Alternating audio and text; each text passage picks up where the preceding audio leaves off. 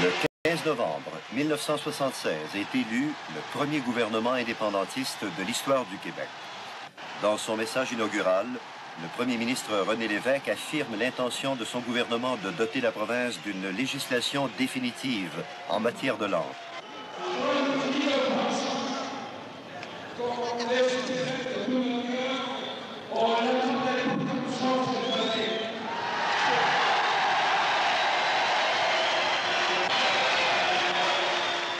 En avril 1977, le ministre d'État au développement culturel, M. Camille Lorrain, dépose à l'Assemblée nationale le projet de loi 1, qui deviendra par la suite le projet de loi 101.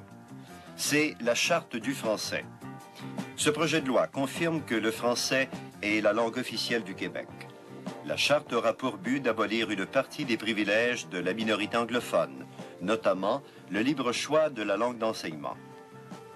Elle fait du français la langue de la législation et de la justice, de l'administration, des organismes parapublics, la langue du travail, du commerce, de l'affichage et des affaires, ainsi que la langue principale de l'enseignement. Sont exclus des dispositions de la loi les Amérindiens, ainsi que certains anglophones, soit ceux qui pourront faire la preuve qu'ils ont contribué au développement collectif et qui auront de solides racines dans la collectivité.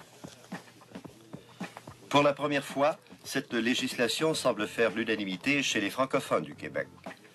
Les organismes syndicaux et universitaires affiliés au mouvement pour un Québec français indiquent leur appui au gouvernement péquiste.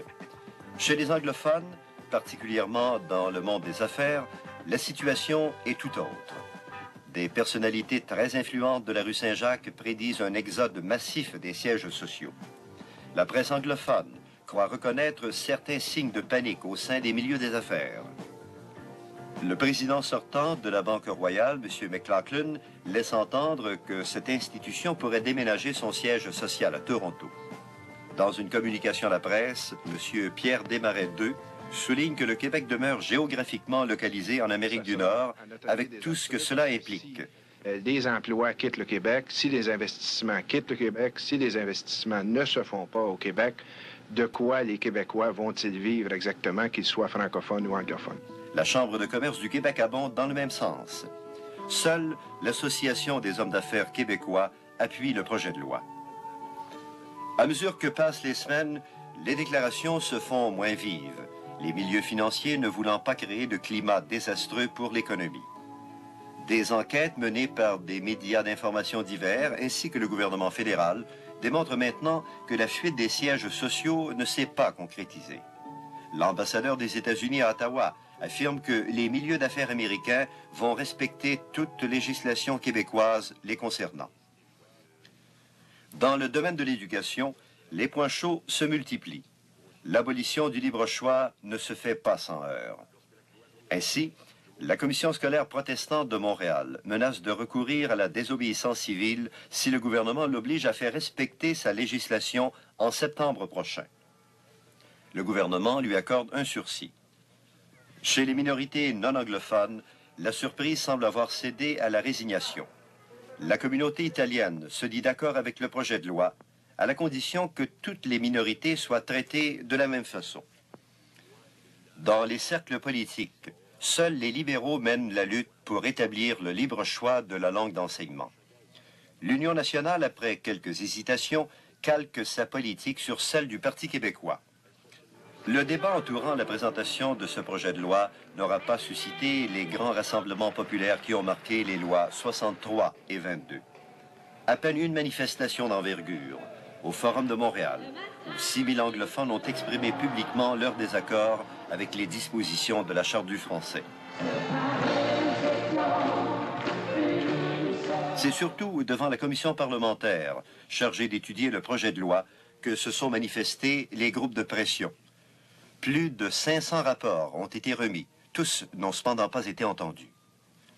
La commission siège depuis 5 semaines. Nous avons entendu près de 70 mémoires. Tout le monde s'entend pour dire que nous en étions rendus aux redites, aux répétitions, soit pour, soit contre. Et par ailleurs, le gouvernement a tellement écouté qu'il a de très nombreux amendements à soumettre, les uns techniques, les autres portant sur le fond, qui sont majeurs. Et ceci justifie la présentation d'un nouveau projet de loi sur la politique linguistique du gouvernement. Un dernier point chaud soulevé par la Charte du français, celui des immigrants venus des autres provinces du Canada. Le projet de loi les soumet aux mêmes obligations que les immigrants étrangers, ce qui indispose le premier ministre Pierre Elliott Trudeau, ainsi que plusieurs milieux fédéralistes québécois. Et c'est cette réalité-là qui est niée par ceux qui pensent que pour être bon Québécois, il faut uniquement croire au Québec et pas au reste.